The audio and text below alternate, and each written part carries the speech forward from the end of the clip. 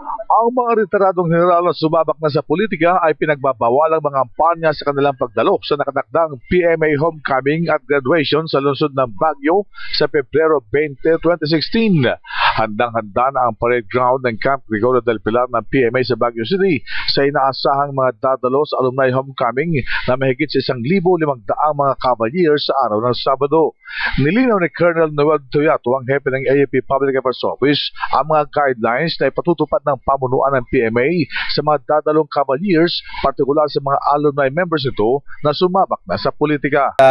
It has already been disseminated to the class presidents of every class that even honorary members are not allowed to, those who are not graduates of the PMA but are honorary members are not allowed to join the Cavaliers on the parade ground. They will be reserved, they are reserved seats in the grandstand for them.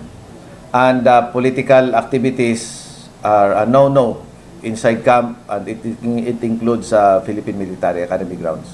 Malinaw na hindi papayagang lumahok sa parada ang mga honorary members ng mga klase ng PMA. Para sa DCRH News, RH911, Bing Formento, naglilingkod sa pagbabalita.